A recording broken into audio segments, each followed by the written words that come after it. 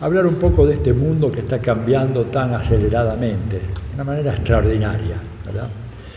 Ustedes, sobre todo la gente más joven, son testigos de un cambio que no se había producido en más de 500 años, nada menos, ¿verdad? ¿Cuál es ese cambio? Bueno, pues simplemente el prolongado ocaso, irreversible ocaso de la dominación de Occidente sobre el sistema internacional. Esto es un fenómeno que, por ejemplo, cuando Fidel estaba parado en Sierra Maestra, etcétera, no podían imaginar una cosa así.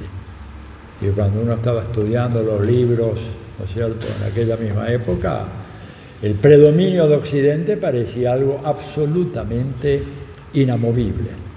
Y sin embargo, digamos, la historia se fue moviendo, eso que decía Marx, bien asosado, viejo tope, ¿no? No se lo ve al topo, pero está ahí, de repente emergió. Y evidentemente estamos en presencia de una situación absolutamente novedosa, ¿verdad? En donde Occidente, por empezar, Estados Unidos, está experimentando una declinación que no es que va a convertir a Estados Unidos en un país irrelevante, pero sí claramente que ya no puede imponer sus intereses, ¿verdad?, como lo hizo durante todo el periodo posterior a la Segunda Guerra Mundial, y que había dado origen a esa ensoñación de que estábamos asistiendo a los inicios de un nuevo siglo americano. Hubo toda una serie de trabajos.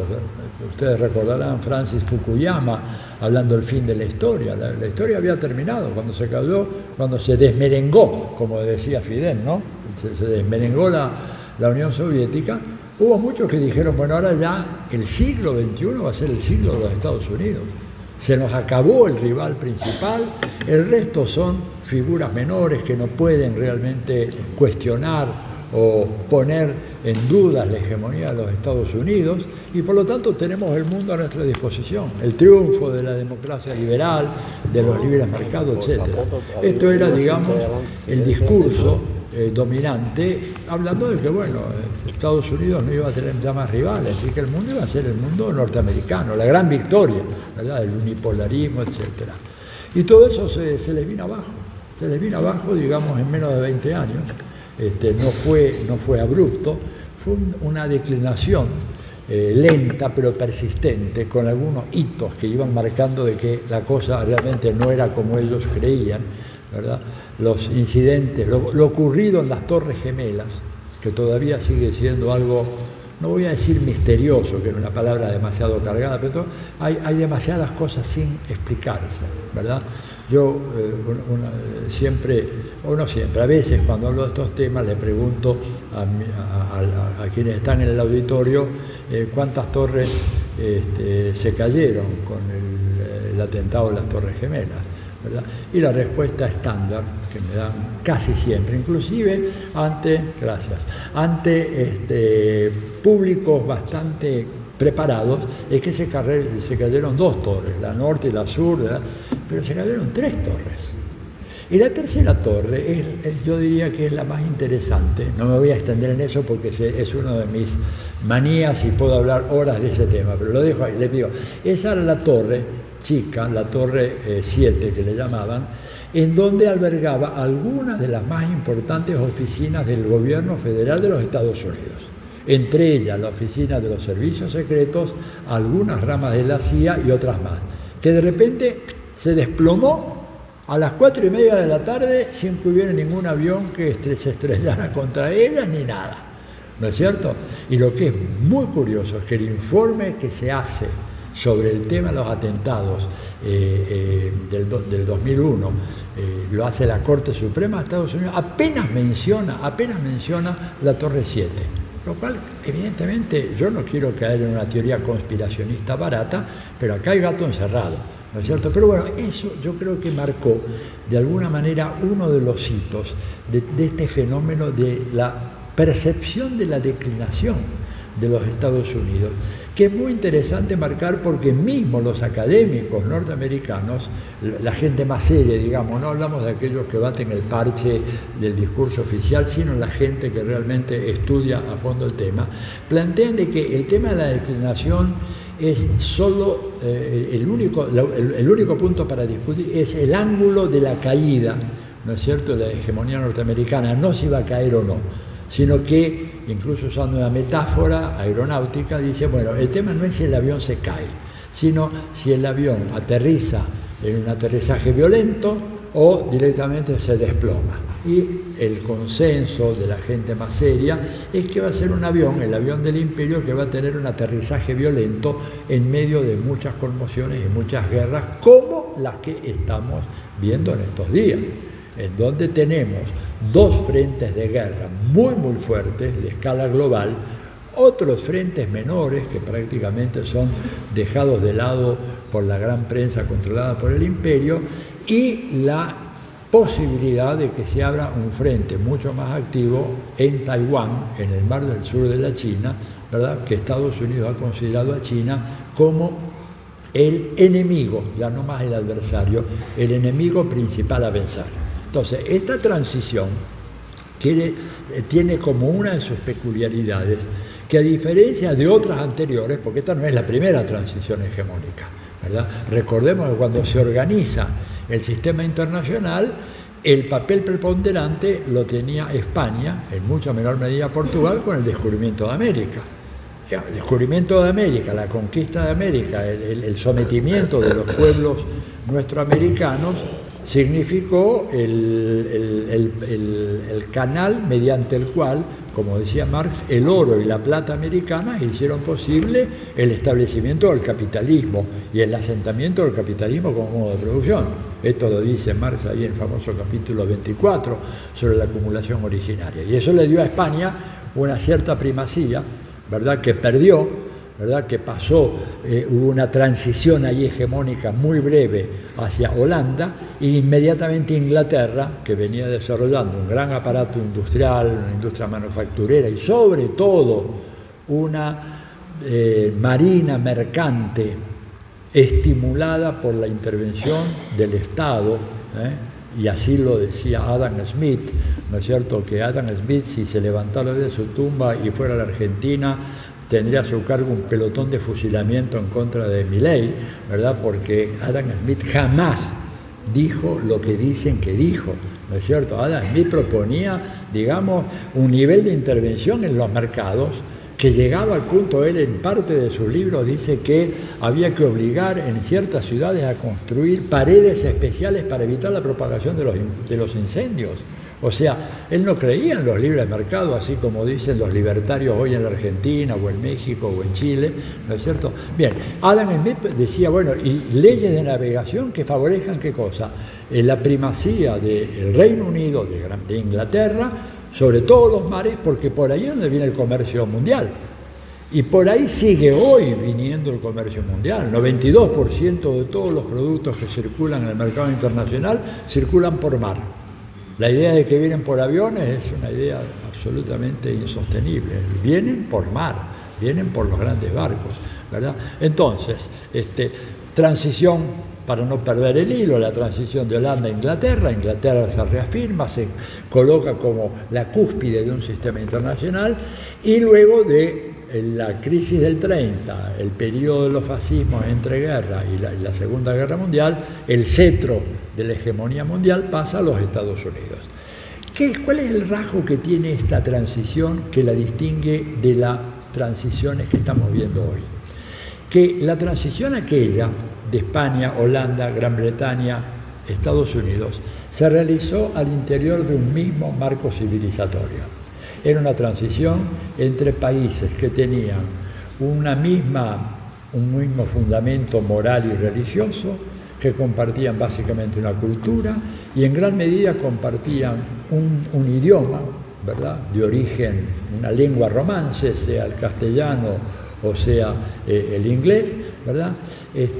Mientras que la transición actual se da entre actores que prácticamente no comparten ni la lengua, ni las tradiciones políticas, ni las religiones. O sea, es una transición mucho más abrupta y mucho más friccionada, si se puede usar esa palabra, que las anteriores, en donde, sobre todo la transición de la hegemonía británica internacional a la hegemonía norteamericana, se dio entre gente que pertenecían, prácticamente eran hermanos, la misma cultura, la misma lengua, las mismas tradiciones políticas, todo igual. La diferencia en un caso eran monárquicos, en otro republicanos, pero eso eran diferencias muy marginales. En cambio hoy se da entre países que vienen de universos culturales completamente diferentes. No solamente el caso de China, el caso de otras potencias emergentes muy importantes, la India, ¿no es cierto?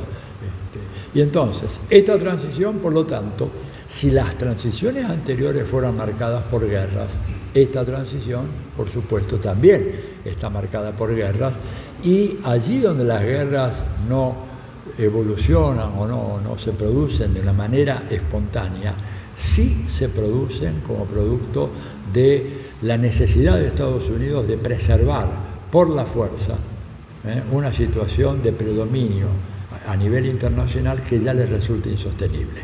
¿Por qué les resulta insostenible?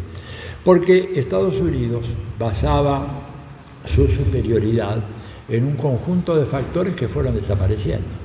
En primer lugar, aprovechó de lo que significó la Segunda Guerra Mundial, que prácticamente liquidó a sus competidores europeos, y evidentemente eso favoreció el predominio de los Estados Unidos.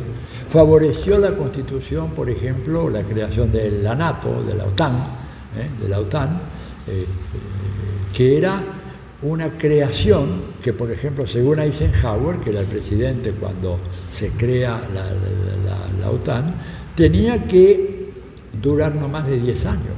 Eisenhower dijo, una vez que se estabiliza la situación europea, la OTAN no tiene más ningún sentido. Pero resulta que la Guerra Fría se puso pero muy caliente, la calentaron Estados Unidos, por supuesto, en esa competencia con la Unión Soviética, y la OTAN creció de una manera extraordinaria, hasta llegar a ser lo que es hoy. A pesar de que, cuando se produce el derrumbe de la Unión Soviética, los líderes occidentales le garantizaron a Gorbachev que las fuerzas de la OTAN no se moverían 1 milímetro, así le dijeron, 1 milímetro, una pulgada hacia el este. Y cuando uno mira el mapa, la secuencia de lo que fue haciendo la OTAN, no es que se movieron 1 pulgada, se movieron centenares, hasta miles de kilómetros en algunos casos, hasta cubrir prácticamente toda la frontera occidental de Rusia, desde el mar Báltico, sobre todo ahora con Finlandia y Suecia incorporadas a la OTAN, hasta el Mar Negro, con la sola excepción de Bielorrusia y Ucrania. Lo cual, evidentemente, es una tácita declaración de guerra en contra de Rusia que se vino haciendo a medida que Estados Unidos iba perdiendo su capacidad de control del sistema. Decíamos recién, ¿por qué la iba perdiendo? En parte porque esos socios que de alguna manera le ayudaron en el pasado, los socios europeos, cada vez son más débiles y por lo tanto pueden ayudar en poca medida a Estados Unidos. En segundo lugar, porque Estados Unidos fue perdiendo la carrera económica con China, que China es, digamos, el experimento de crecimiento económico más extraordinario en la historia de la humanidad. No hay ningún caso comparable, absolutamente ninguno. Ni en Oriente, ni en Occidente, ni en el siglo XX, ni en el XIX, ni en el XXI, de un país que haya logrado los éxitos económicos y sociales también de China. Un país que, piensen ustedes, cuando triunfa la Revolución China, en 1949, era un país que tenía una población rural de casi el 70%, y en su gran mayoría analfabeta, ¿no es cierto? Hoy en día se ha invertido totalmente, China es 70% urbana, pero además China sacó de la pobreza extrema a 800 millones de personas. Uno lo dice y tira una cifra muy fácil, 800 millones de personas. O sea, sacó de la pobreza extrema a todo el continente americano, desde Canadá hasta Argentina, que estaban en una situación de pobreza extrema, que no podían comer más una comida al día, 2 comidas al día. Hoy uno va a China y ve una sociedad en donde los sectores de las clases medias chinas tienen un volumen que equivale prácticamente a toda la población europea. 430 o 450 millones de personas en China, o sea, un poco más de un tercio de la población, que tienen acceso a bienes de consumo y a estilo de vida y adquisición de automóviles y televisores y cámaras y esto y lo otro, que eran típicos de una clase media europea o americana. Mientras que en Estados Unidos esas capas medias ven cada vez más restringida su capacidad de consumo, todo lo contrario ocurre en China. Entonces, esto para Estados Unidos representa, más allá de lo que significa en términos internos, hace que China se haya convertido en dos cosas, por lo menos. Primero, en el taller industrial del planeta. O sea, mientras Europa y Estados Unidos han cultivado la economía de la especulación, de los bonos, de las acciones, los chips, como le dicen en el lenguaje de Wall Street, ¿verdad? Y producen eso y especulan con eso. China y algunos otros países asiáticos producen bienes, producen cosas, producen cámaras, producen computadoras, producen satélites, automóviles, barcos, aviones, etc. ¿No es cierto? O sea, economía real por un lado, economía financiarizada, especulativa por el otro.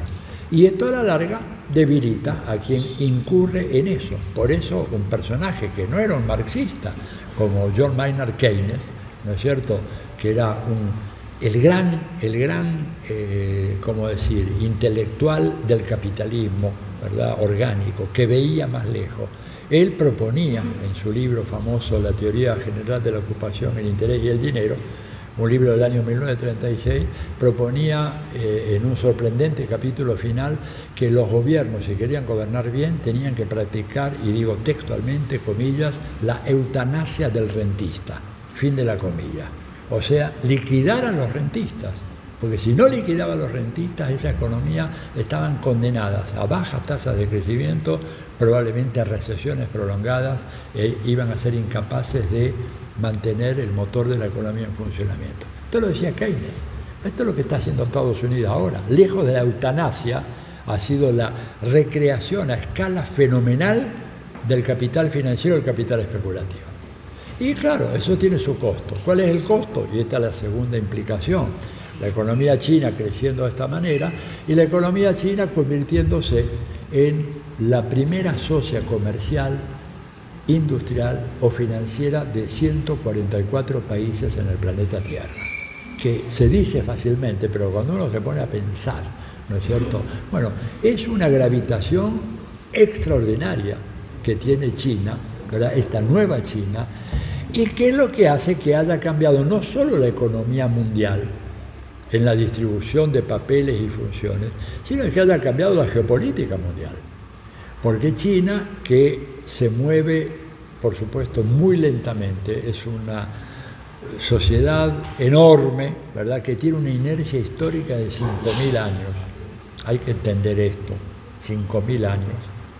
China siempre simpatizó con la Revolución Cubana desde el primer momento, pero ¿saben cuántos años se demoró hasta que establecieron relaciones diplomáticas de alto nivel con Cuba?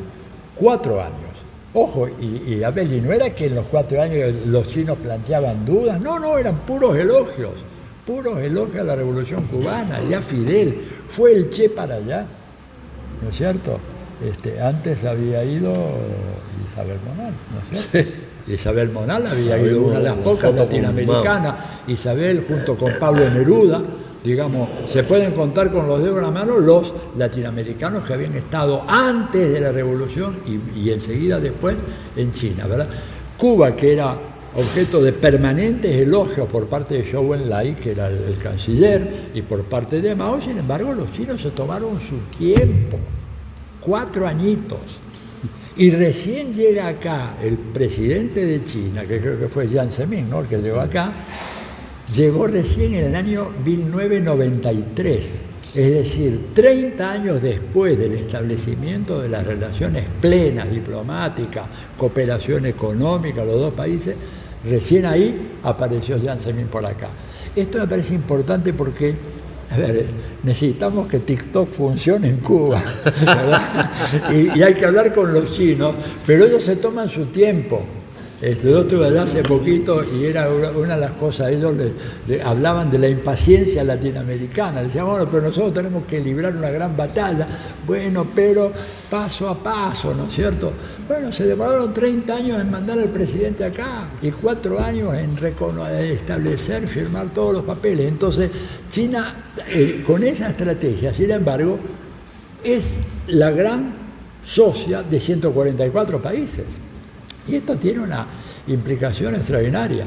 Entonces, estamos en medio de ese cambio y además quiero agregar, no solamente es China, es India que está apareciendo por primera vez en el escenario internacional. India que era una potencia industrial en ciernes en el siglo XIX y que fue aplastada por Inglaterra de una manera bestial, ¿no es cierto?, de una manera brutal, por las armas, por la tortura, por la persecución, por la imposición de un dominio colonial que desindustrializó a India, cuando India era una competidora muy fuerte de Inglaterra en la primera mitad del siglo XIX. Pero ¿cuál era el problema de la India? Que no tenía barcos, por lo tanto podía tener un volumen de producción extraordinaria, pero los amigos ingleses no le cargaban los barcos, no le daban la posibilidad de que los productos ingleses, de la India, pudieran competir en los mercados europeos y en otros mercados. Digamos, el control, nuevas formas de bloqueo, ¿no es cierto?, formas que se utilizaban antaño y que a la larga produjeron, digamos, el derrumbe del proyecto industrial de la India, que se retoma después de la independencia y que hoy India está en el contexto de los BRICS, se está transformando ya India en lo que muchos auguran que para el año 2030 como máximo, si no antes, India ya va a ser la tercera economía del mundo, ¿no es cierto? Entonces, todas estas transformaciones de la base económica son de una fundamental importancia para entender los conflictos geopolíticos actuales. Por algo, Estados Unidos hizo lo imposible para que se produjera una guerra en Ucrania.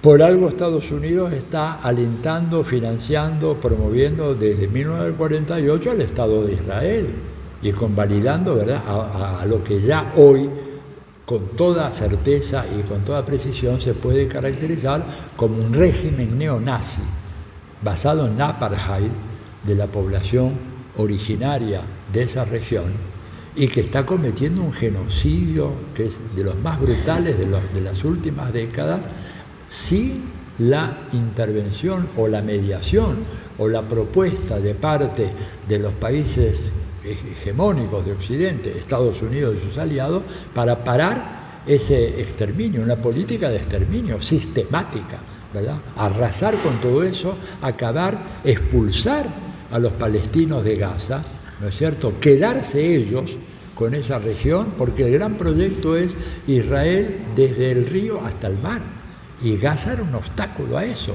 Y están dispuestos a hacerlo con el apoyo de Estados Unidos. Hay una propuesta en el Senado americano que se aprobó hace un par de días, ahora tiene que ir a la Cámara de Representantes, de darle una nueva ayuda al régimen ucraniano, que hay que decir que antes de la guerra, ¿no es cierto?, los diarios europeos hablaban de Ucrania como el país más corrupto de Europa.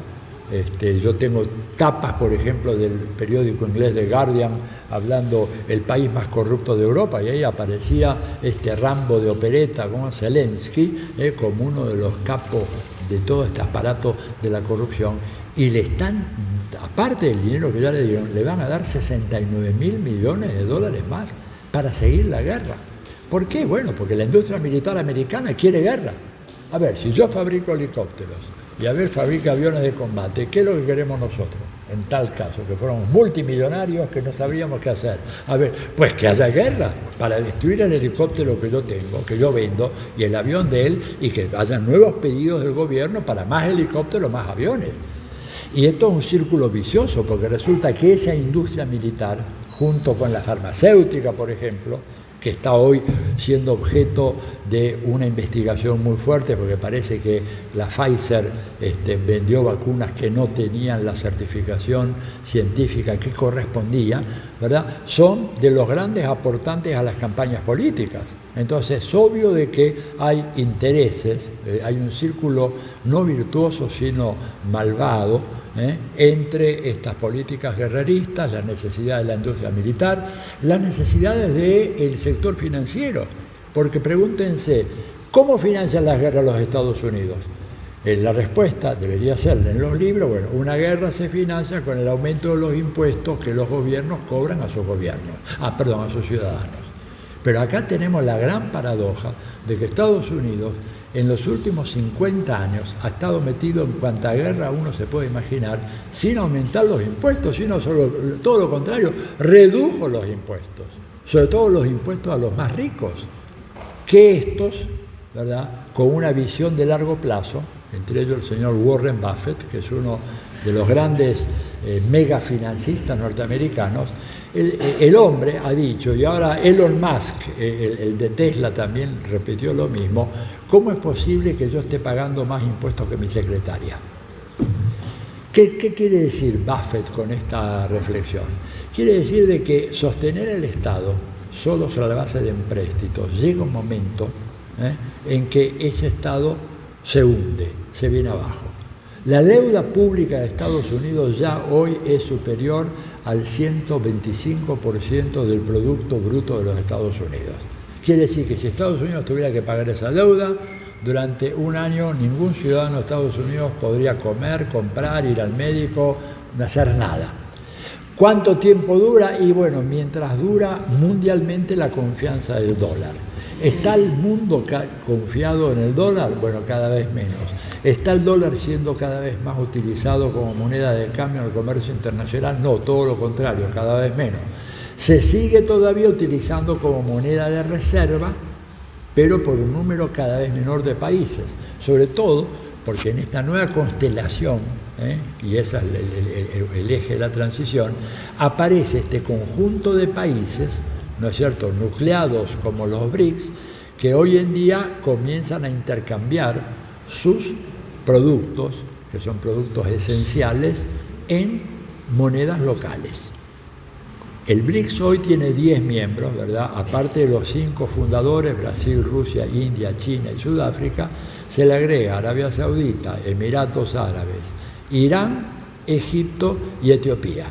Y habían agregado, invitado también a Argentina, pero una de esas tremendas fatalidades que tenemos en la Argentina, aparece este personaje siniestro, ¿verdad?, una especie de bufón esotérico que habla con perros muertos hace 8 años atrás, y aparecen unas mediums que les permiten conectarse con el perro, en fin, todas esas cosas. Argentina ha rehusado ingresar a los BRICS, pero aún sin Argentina, los BRICS hoy ya son mucho más importantes que los países del G7, gravitan más en la economía mundial que el G7.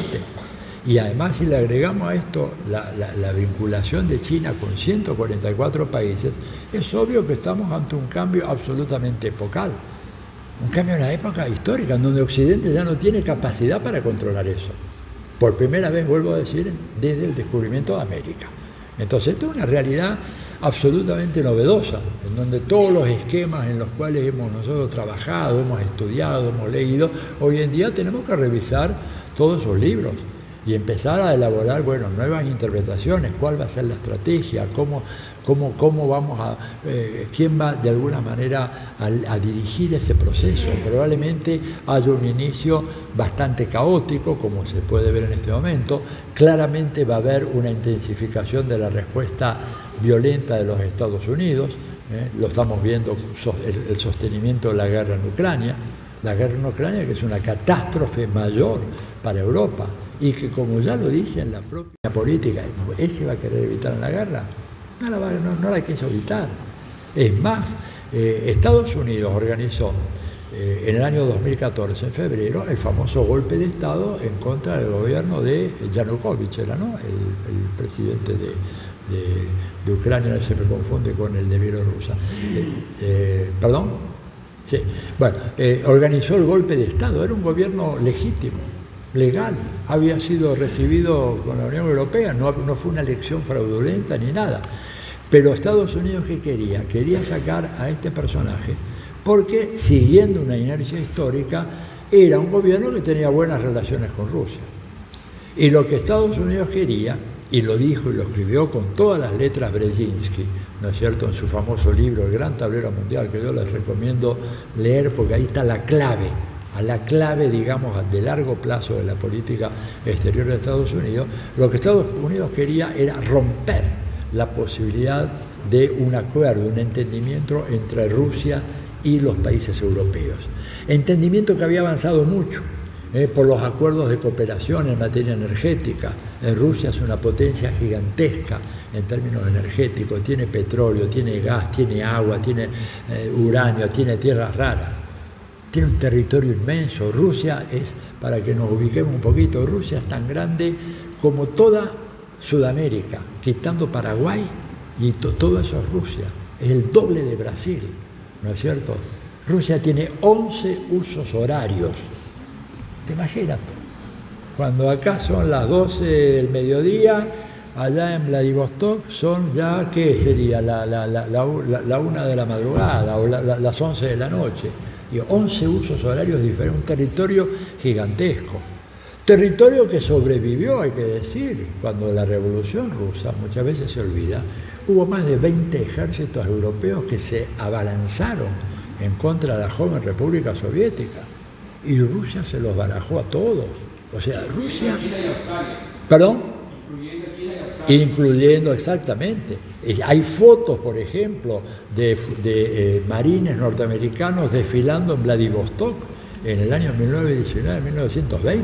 O sea, la Revolución Rusa no fue simplemente el asalto al Palacio de Invierno y se establecieron los soviets. Digo, una guerra que no fue solo una guerra civil, fue una guerra de liberación nacional contra una veintena de ejércitos. Bueno, y eso está presente hoy, el temor, ¿no es cierto?, a que Rusia, de alguna manera, un temor falso, pero que ha sido infundido con mucho éxito, de que Rusia quiere apoderarse de Europa. El oso ruso quiere abalanzarse y llegar hasta Portugal y deglutir a toda Europa. Y eso ha sido fogoneado por una intensa campaña promovida por Estados Unidos y los socios europeos, al punto tal de que la rusofobia hoy ha llegado a extremos inéditos, ¿no es cierto?, en Europa. Y de alguna manera se contagia acá, en América Latina, digamos, aparece también mucha gente hablando de verdad, y en medio de una confusión total. Hablan de poco menos de la continuidad de la Unión Soviética en la figura de Putin, que Putin sería lo mismo que Lenin. Digo, miren, el nombre Vladimir es un nombre muy común en Rusia, eso no significa que sean lo mismo, obviamente, pero ese ataque es un ataque, digamos, brutal en contra de un país que es visto como una amenaza, ¿no es cierto? Y por eso la guerra en Ucrania, por eso el golpe en Ucrania, el golpe instalando un régimen neonazi, que lo que empezó a hacer fue bombardear a un sector, un segmento de la sociedad ucraniana que era ruso, rusófono, rusoparlante. ¿Por qué era eso? Porque ese territorio del sur de Ucrania y que da sobre el Mar Negro, históricamente fue un territorio ruso, desde el siglo XVIII para acá, ¿no es cierto? Y por eso hablan ruso, y por eso se identifican con la cultura rusa, y por eso quieren volver a Rusia, y por eso cuando hicieron el referéndum, 97, 98% de la población dijo que querían ser parte de Rusia, ¿verdad? Bueno, ¿qué fue lo que hicieron estos grupos que se apoderaron del poder en febrero del 2014? Empezaron a bombardear, o sea, atacar militarmente al Donbass, que así se llama esta región. Y hay una actriz fundamental en toda esta historia, que es un personaje siniestro, se llama la señora Victoria Nuland, que era subsecretaria de Asuntos Euroasiáticos del Departamento de Estado en los años de Barack Obama, el negrito simpático, ¿verdad?, pero que ha sido un demonio desenfrenado en materia de belicismo. Esta Victoria Nuland fue allá y ella misma organizó el golpe de Estado. para sorpresa del embajador norteamericano en Ucrania, que era un tipo de carrera y que le decía, mire señora, pero esto no lo podemos hacer. Y hay una expresión muy interesante, la pueden ver en YouTube, buscan Nuland Ucrania, el diálogo, cuando el embajador le dice, pero mire, estamos yendo demasiado lejos, porque ella decía, no solo hay que tumbar a Yanukovych, sino que quiero que el próximo presidente provisional sea este, y él dijo, bueno, pero tenemos que consultar a nuestros aliados en la Unión Europea, y ahí está el YouTube, está hermoso, lo que ella dice, al carajo con la Unión Europea, así directamente, fuck you, European Union, a otra cosa. E impusieron a este payaso que le abrió el camino después a Zelensky, ¿no es cierto? Entonces ahí vemos un frente de guerra fundamental, dirigido en contra de Rusia. Y después, en el año 2019, la corporación RAND, que es una corporación que es un supertanque de pensamiento. A veces la gente dice, es un grupo de 20 estudiosos. No, la corporación RAND tiene más de... ¿Cuántos son el personal? Bueno, aproximadamente unos 1000 y pico de funcionarios, de los cuales hay unos 100 y pico que son administrativos. El resto son expertos en diversos campos de las ciencias, de las más diversas, ciencias sociales, humanidades, ciencias físicas, astronomía, geodesia, geología, todo eso. Se filtró un documento de la corporación RAND recomendando al nuevo gobierno norteamericano de Trump que había que escalar las sanciones unilaterales en contra de Rusia. Y entonces hace un texto muy detallado de las sanciones económicas, financieras, comerciales, etc. Y un capítulo especial sobre la ofensiva militar, ¿no es cierto? Y básicamente lo que dice es, necesitamos desangrar a Rusia, dicho así, desangrar a Rusia. Y para eso hay que provocarla desde Ucrania para que reaccione, porque para Rusia, Ucrania es una amenaza ante la cual no se puede quedar de brazos cruzados por una simple razón, que es de los países europeos aquel que penetra más profundamente en territorio ruso, y desde el cual se puede lanzar un misil que llegue a San Petersburgo o a Moscú en menos de 5 minutos. O sea que es la amenaza máxima, ¿no es cierto? Y ahí recomiendan iniciar acciones para que Rusia reaccione a esta amenaza desde Ucrania. O sea, una guerra que fue cuidadosamente planificada, una provocación permanente. Por lo tanto, hablar de invasión, ¿verdad?, de Rusia es tal vez un serio equívoco conceptual.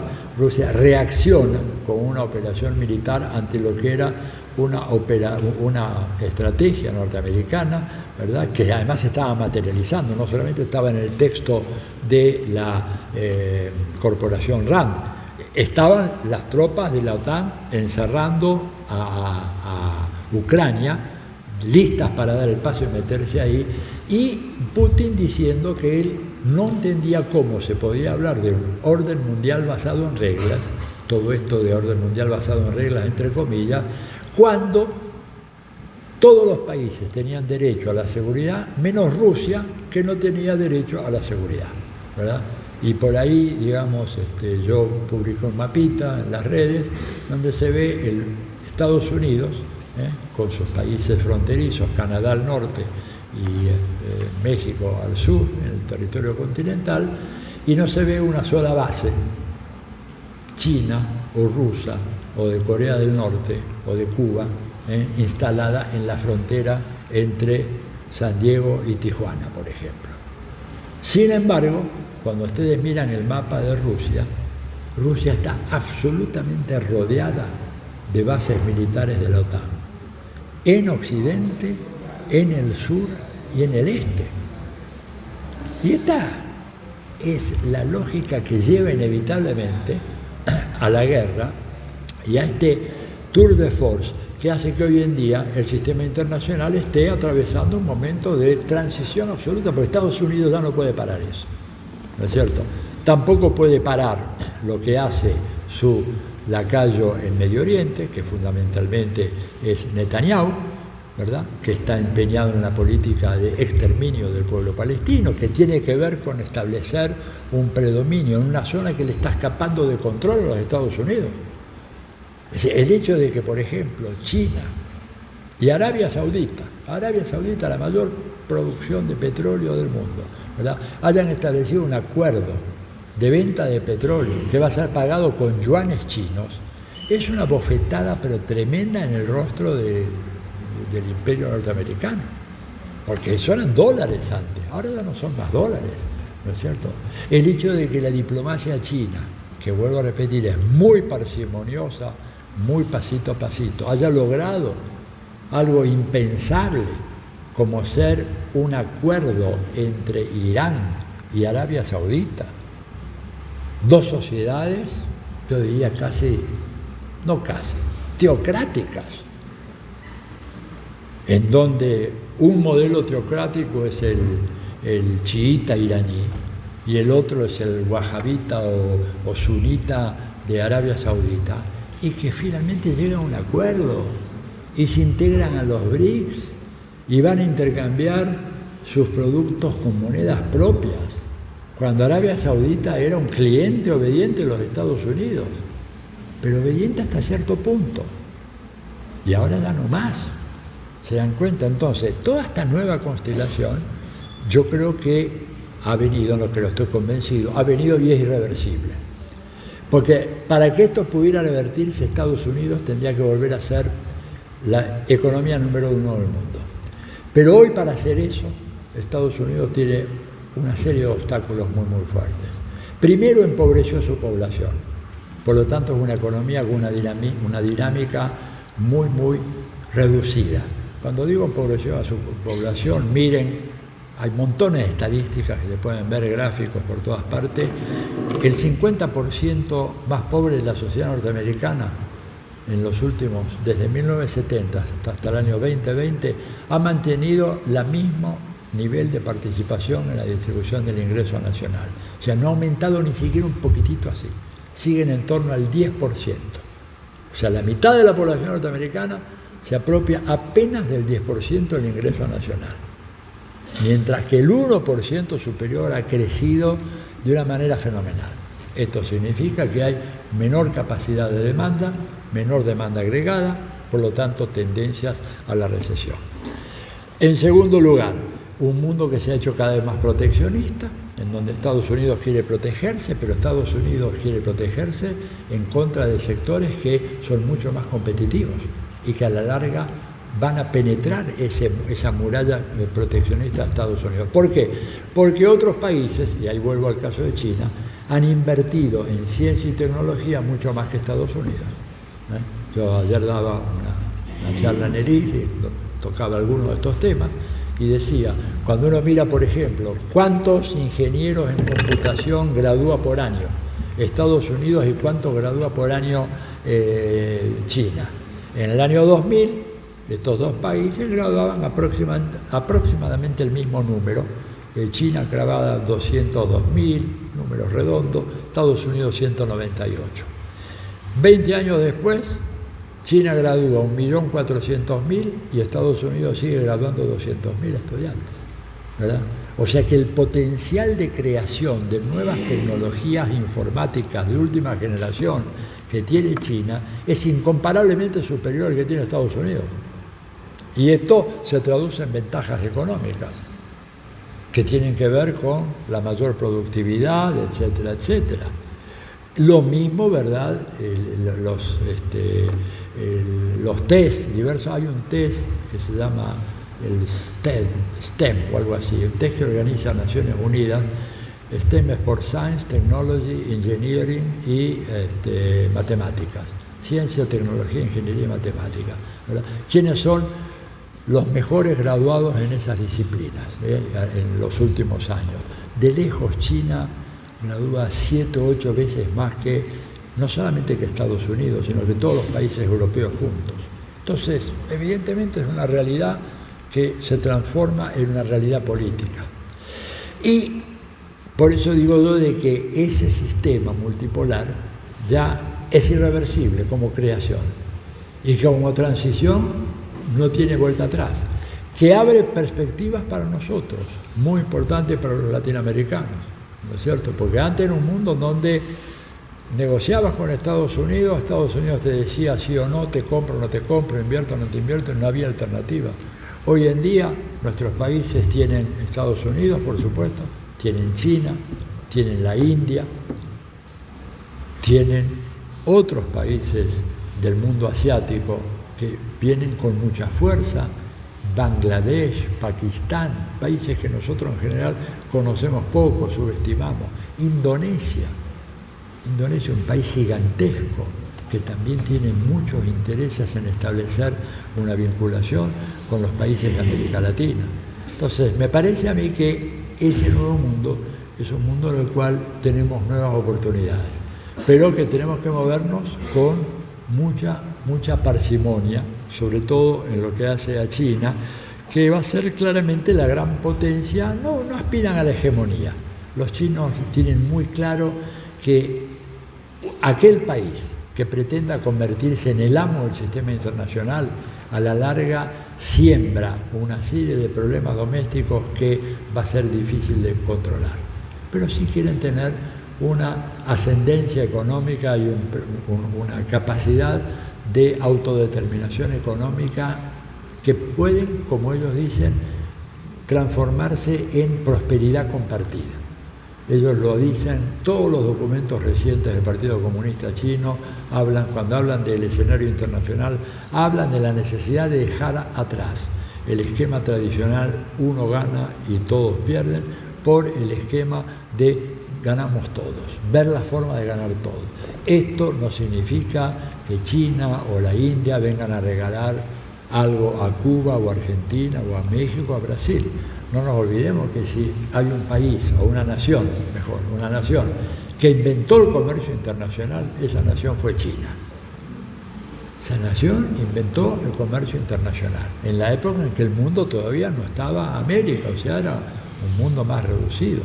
Pero ellos inventaron el comercio internacional. Son grandes comerciantes, duros negociadores, pero admiten algo que, por ejemplo, los europeos, todavía presos de esta mentalidad colonial, y más Estados Unidos no admite, y es que puede haber un equilibrio de ganancias entre ambas partes. Y además que a ellos no les interesa, ¿no es cierto?, cuando hacen sus negociaciones económicas, cambiar el régimen político o los valores de una sociedad, como hace Estados Unidos cuando dice, bueno, yo te compro el banano hondureño, pero además quiero que saques del gobierno a quiero que esté afuera, quiero que ya no se enseñen tales cosas en la universidad, quiero que aceptes esto y lo otro. Estados Unidos tiene todavía esa pretensión hegemónica, esa presunción hegemónica de gobernar a nuestros países. Y se vienen con fuerza hacia acá. Termino con esto. Ojo, hoy hay que poner la atención fundamentalmente en el Comando Sur, porque es el Comando Sur el que hace la política de los Estados Unidos hacia nuestros países. Olvídense de Blinken, olvídense del Departamento de Estado, son ya personajes menores en este proceso de decisión política que se toma a cabo en la Casa Blanca. Ahí lo fundamental, en un mundo en guerra y de guerras permanentes, ¿verdad? Porque Estados Unidos está intentando provocar una guerra en China, con el apoyo, hay un apoyo ahora financiero muy grande a Taiwán, para que Taiwán avance por la vía de la independencia, pese a que hay 4 cartas reversales firmadas por los presidentes de Estados Unidos, los presidentes de China, reconociendo que hay una sola China, que no hay 2 Chinas y que Taiwán es una provincia rebelde que en su debido momento se reintegrará a China continental. Y los chinos han dicho que ellos no tienen apuro, van a esperar lo que sea necesario. Porque ellos plantean a 50 años la reincorporación de Taiwán. Mientras tanto, Taiwán está girando en torno a este gigantesco Júpiter económico que es China. Porque a pesar de todas las habladurías que hay, declaraciones, etcétera, cuando uno va a China se encuentra que hay un montón de fábricas taiwaneses que están radicadas en territorio chino, ¿verdad? Lo mismo que Singapur. A veces se habla de que no, Singapur no puede. Singapur ha hecho un acuerdo con China en donde hay un parque industrial de tecnología de última generación. Yo pude visitar eso, impresionante, dedicado a robótica, informática, etc. Ese parque industrial que los chinos le concedieron a Singapur para empresas conjuntas es más grande que el territorio de Singapur. Digo, para que se den una idea, es 2 veces el territorio de Singapur. Y ahí están todas las empresas. Por eso digo que aquello es irreversible. Estados Unidos no te da nada. Los chinos te dicen, vení, invertí acá, yo invierto por allá, tenemos esto, tenemos lo otro.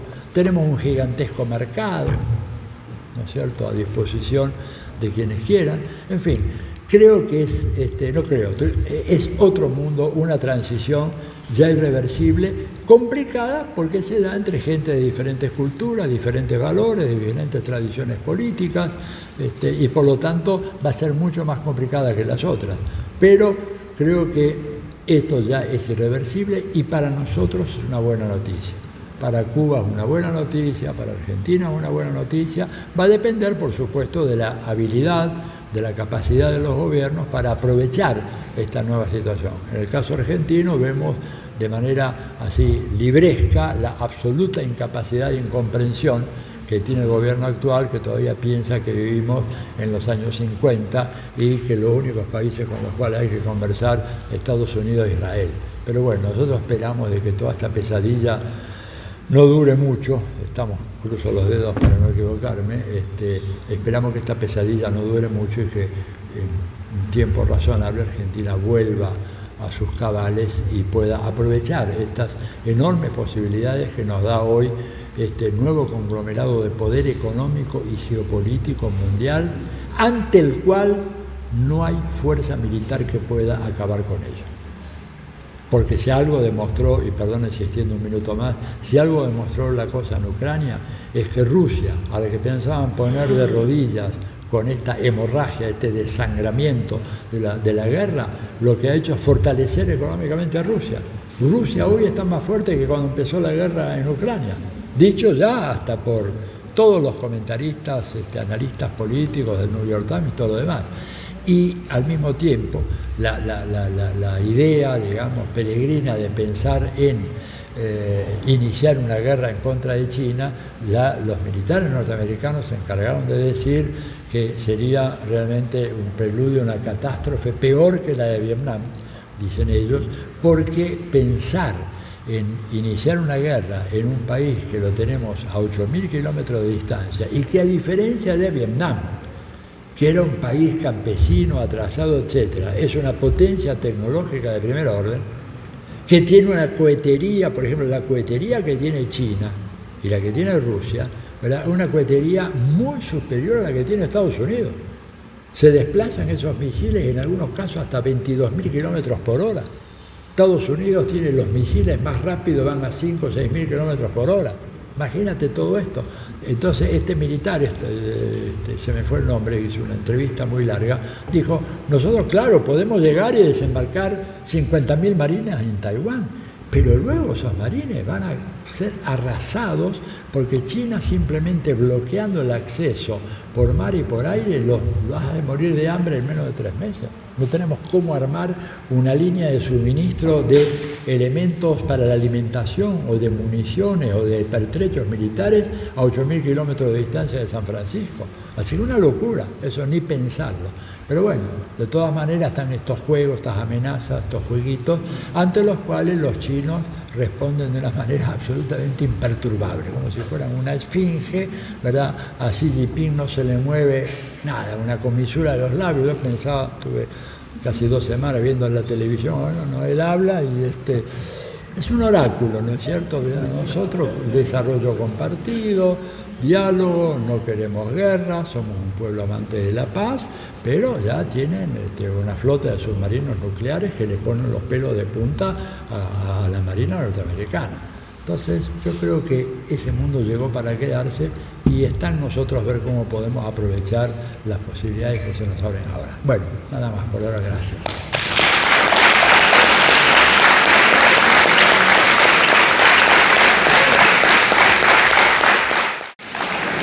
Gracias, Atilio, muchas gracias de nuevo por estar aquí, por realmente iluminarnos sobre un mundo nuevo que no está naciendo, está ya instalado, aunque muchos no puedan verlo, no quieran verlo. Preguntas, comentarios de alguno de los asistentes. A ver usted, compañero. Una precisión, Atilio. La Victoria Luna confesó que su gobierno había invertido $5.000 millones para derrotar a Bukele. Perdón, no te escuché bien, perdona. Una precisión, la Lula declaró públicamente que su gobierno había invertido $5.000 millones para el golpe. Victoria Nuland, claro, a ella me estaba refiriendo. $5.000 millones para el golpe de Estado en contra del gobierno de Ucrania en el año 2014. Y ustedes habrán visto, pueden verlo en YouTube, pueden ver la catadura de esos combatientes de la libertad llenos de escudos nazis, ¿no es cierto? Hay que recordar que Ucrania fue el país que más colaboró con las campañas de exterminio de los judíos de Hitler en toda Europa. Este no es un dato menor. Y que este hombre, Stepan Bandera, ¿no es cierto?, sea hoy ensalzado como un héroe nacional por el gobierno ucraniano. O sea, en su crisis, iba a decir terminal, pero todavía no es terminal, en su crisis del capitalismo, están ensalzando la figura de un nazi repugnante como Bandera, un asesino. ¿Cómo bancan y apoyan al otro, este carnicero de Tel Aviv, que es Benjamín Netanyahu, en donde 2/3 partes de las víctimas de los ataques de Netanyahu han sido niños y mujeres y ancianos?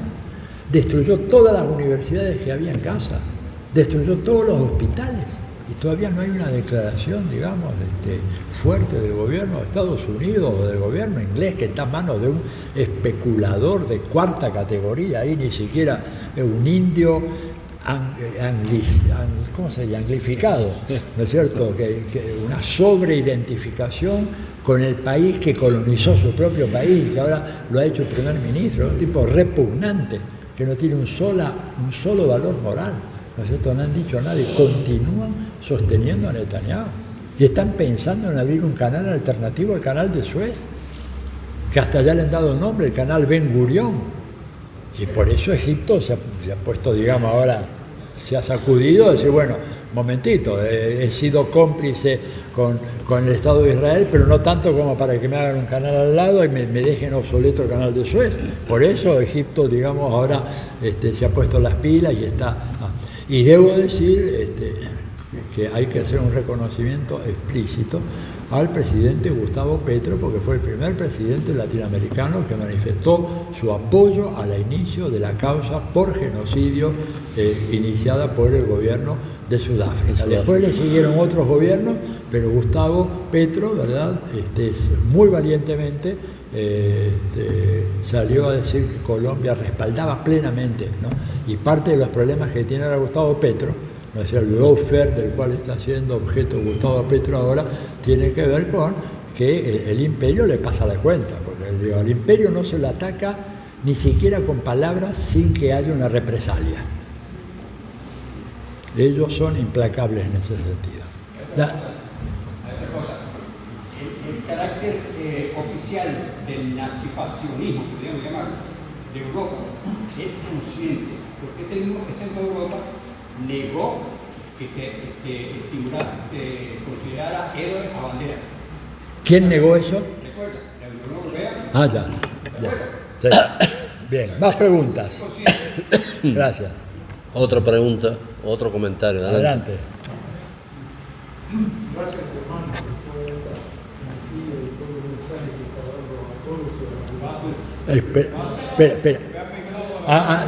Vayan al mix, sí, claro. Porque estamos grabando esto, ¿verdad? Sí, ahora. Bueno, para que puedan todos escuchar. Sí, gracias, hermano, por esta energía que estás transmitiendo. Mi pregunta es sobre cuando inició su conferencia, o el diálogo de intercambio con nosotros, se habló de que un sistema internacional por donde puede irse este sistema cuando hay dos mecanismos de la Organización de las Naciones Unidas, Asamblea General y Consejo de Seguridad. ¿Cómo usted valora, no en inmediato, sino en los próximos años, cómo se puede hacer un cambio, tomando en cuenta lo que usted habló de la realidad de un BRICS mayor que el grupo de Grecia? Gracias. Gracias.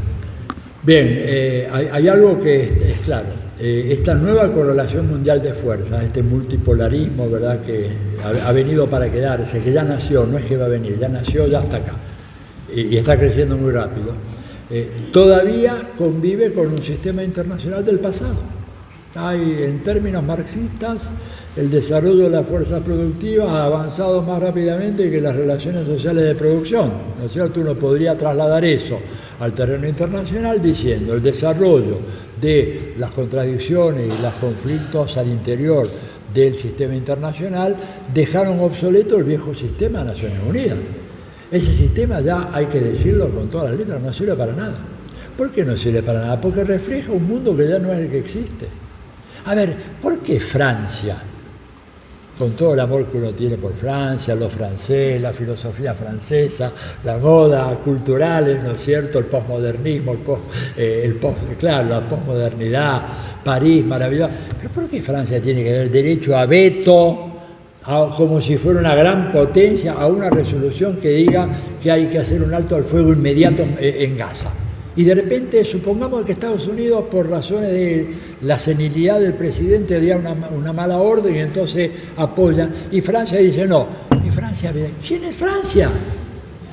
No existe Francia, más que en la imaginación frondosa de nosotros, alimentada por Alejo Carpentier, maravillosamente, ¿no es cierto? Que realmente me pongo de pie, ¿no? Carpentier extraordinario. Pero ¿qué poder tiene Francia hoy? Si Macron trató de ir al África Occidental y lo sacaron corriendo, no pudo seguir la gira. Creo que bajó en Burkina Faso y le dijeron, tomátelas, hablando el lenguaje porteño argentino, tomátelas. No puede ni siquiera parar ahí en sus territorios coloniales. Tiene derecho a veto. Gran Bretaña. ¿Quién es hoy por hoy el Reino Unido?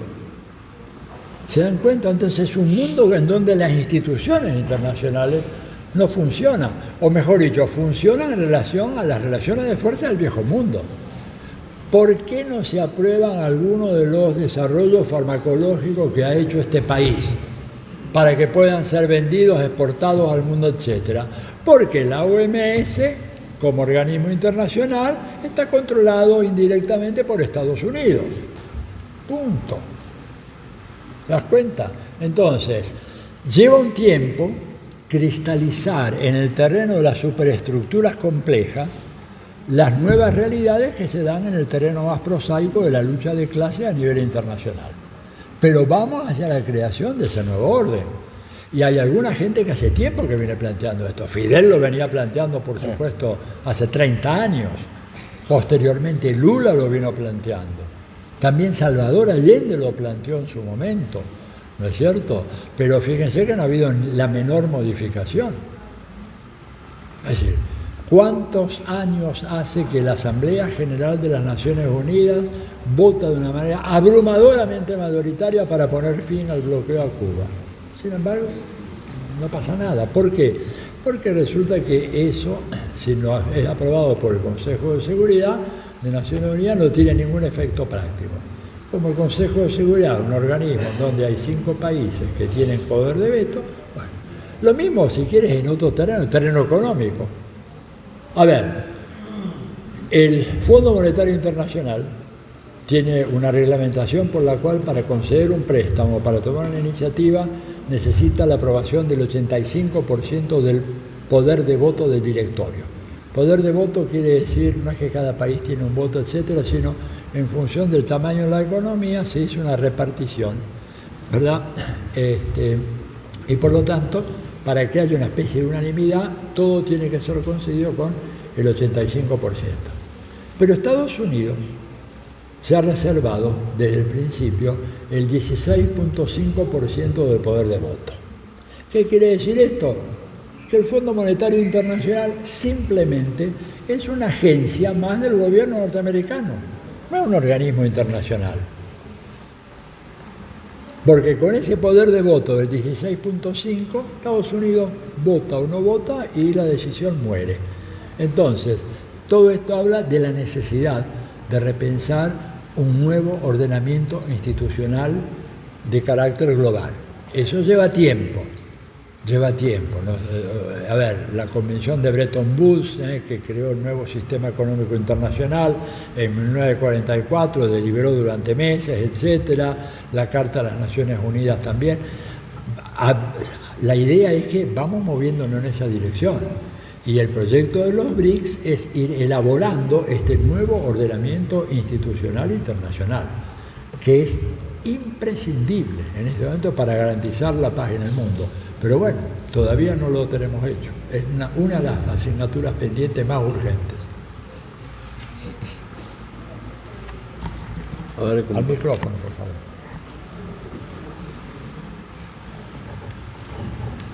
Buenos días.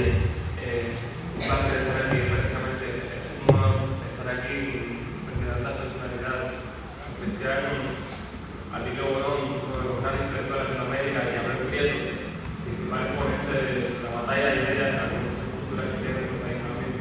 Profe, yo quisiera hacerle una pregunta, y es que con respecto a las creencias norteamericanas en todos nuestros pueblos, podemos, en las zonas martianas, tanto en los artículos que nos hemos articulado sobre el Tratado de Estados Unidos-México, cuando a través de México intentaban crear una vía para su mercado y llegar a otros países, así como adentrarlos a todos dentro de su mercado, por ejemplo, el proceso de o en la misma conferencia internacional americana y en la conferencia monetaria, donde está representando al consulado de Uruguay, se intentaba, Estados Unidos proponía, establecer una única moneda que se usara para todos los países que solamente estaban presentes de 7, la de Latinoamérica.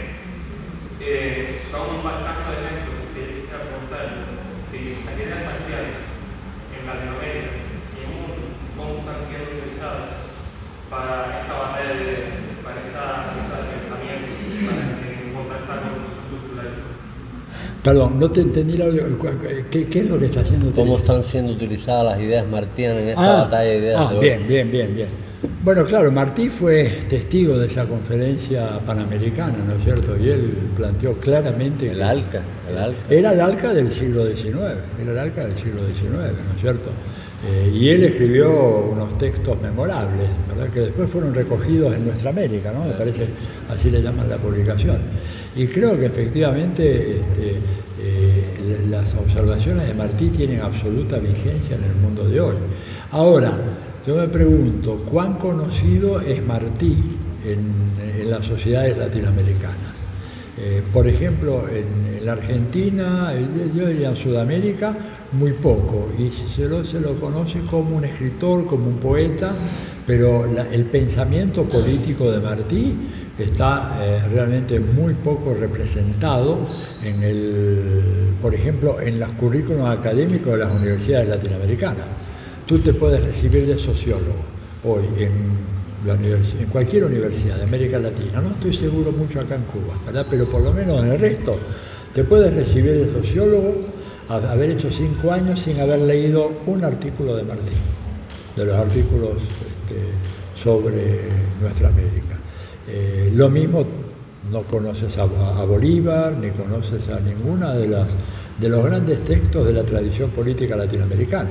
Creo que por eso es un tema recurrente, la necesidad que tenemos de llegar a profundizar en el conocimiento y sobre todo divulgar el conocimiento y los aportes hechos por personajes absolutamente luminosos y preclaros, ¿verdad? Como Martí, que anticipó perfectamente toda la batalla del ALCA, porque él vio lo que era el ALCA del siglo XIX, ahí en la conferencia panamericana. Y creo que es una gran tarea pendiente, que es una tarea pendiente inclusive, yo lo veo en los centros académicos que tienen una orientación crítica, progresista y de izquierda, en donde los programas no incluyen, por ejemplo, un capítulo especial dedicado a la actualidad del pensamiento martiano. Y por eso los esfuerzos que hace la Oficina de Estudios Marcianos acá en Cuba son tan pero tan importantes. Pero necesitamos reforzar el esfuerzo, porque estamos luchando contra enemigos que tienen un poder de fuego fenomenal, ¿verdad? La famosa artillería de pensamiento. Nosotros tenemos las ideas, pero la manera de hacerlas circular en la sociedad, o nuestros instrumentos para hacerlas circular en la sociedad, se ven muy limitados por el monopolio práctico que el pensamiento conservador tiene en los grandes medios de comunicación de América Latina. Es decir, los gringos entendieron muy bien esto de la batalla de ideas, la entendieron muy bien desde el principio y crearon instrumentos formidables. Digamos, Hollywood, Netflix, todo aquello son maquinarias fenomenales de penetración cultural, de deformación cultural, ante lo cual nosotros tenemos muy pocas respuestas, no tenemos una respuesta equivalente. Estamos hablando además de inversiones de miles y miles de millones de dólares. Digamos, no es que son iniciativas que se pueden tomar así de una manera amateur, sino son enormes proyectos con un financiamiento multimillonario, y esto es lo que hace que, bueno, realmente esas ideas hayan penetrado tanto. Ayer alguien me preguntaba si hay en la población joven latinoamericana un sentimiento antiimperialista, ¿no es cierto? Y yo decía que puede haberlo de manera muy difusa, pero que a mí me pasa muchas veces cuando yo voy en ciertos ámbitos y hablo del imperialismo, el imperialismo norteamericano, algunas personas con un tono así medio compasivo me dicen, bueno, comprendemos que a su edad usted esté aferrado a ideas anacrónicas del pasado, porque hoy ya el profesor, además lo dicen como dándome una palmadita en la espalda, mire profesor, hoy la globalización, ya no hay más imperialismo, todo. Yo digo, pero a ver, ¿cómo es esta globalización? Porque yo veo, por ejemplo, en Argentina, que se han globalizado los precios, qué sé yo, por ejemplo, de las computadoras o de los teléfonos celulares, pero los salarios no han sido globalizados. Tenemos precios suecos y salarios del subdesarrollo. ¿Qué clase de globalización es esa? ¿Verdad? Entonces, ¿no les parece que es mejor pensar el imperialismo y ver un poco el proceso de exacción de los recursos que ha sido sometido a América Latina? Pero cuesta hacer penetrar esa idea, porque aparecen como ideas anacrónicas, nostálgicas, de un tipo que se quedó en el pasado, que no se da cuenta que el mundo ha cambiado, que ha habido una revolución digital. Pero digo, la revolución digital cambió la estructura de las sociedades nuestras en lo que hace a la distribución de la riqueza y el poder. No, la acentuó el poderío. Hoy en día, digamos, con las 5 grandes, Amazon, Google, etcétera, Facebook, tienen un poderío, un conocimiento sobre nosotros que jamás tuvieron las clases dominantes en el mundo. Y hoy en día saben absolutamente todo de nosotros.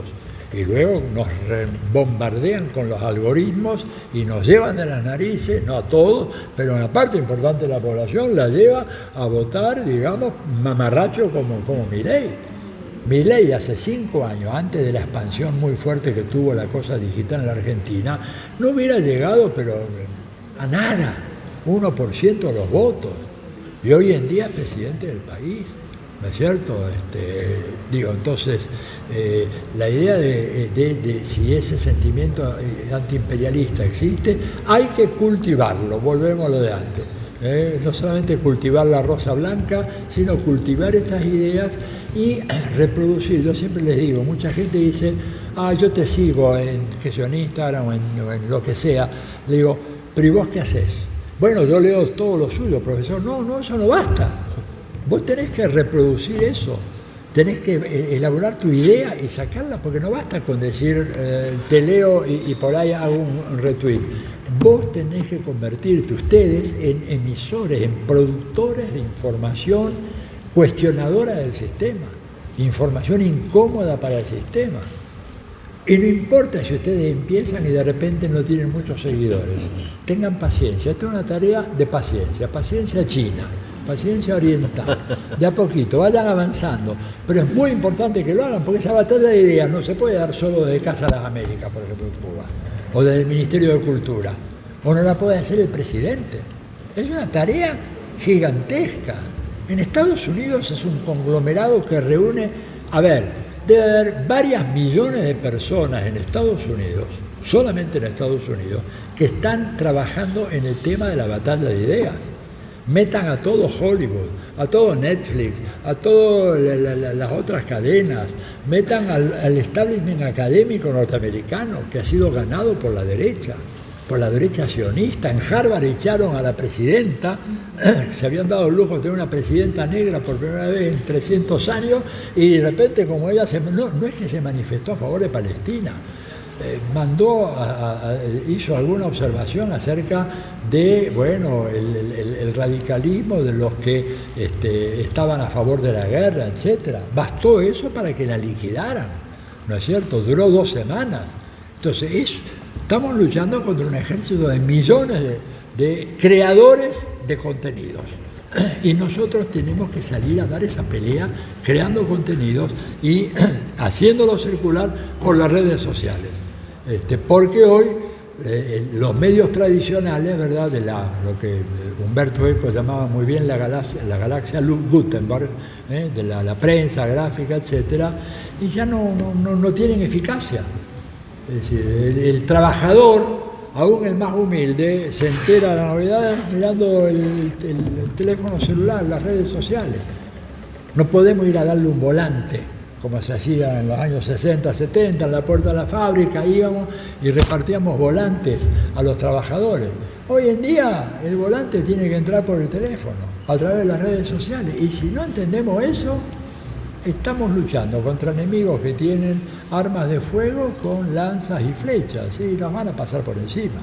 Entonces tenemos que hacer eso. Yo les pido, en serio, cada uno de ustedes tiene que convertirse en un guerrero digital.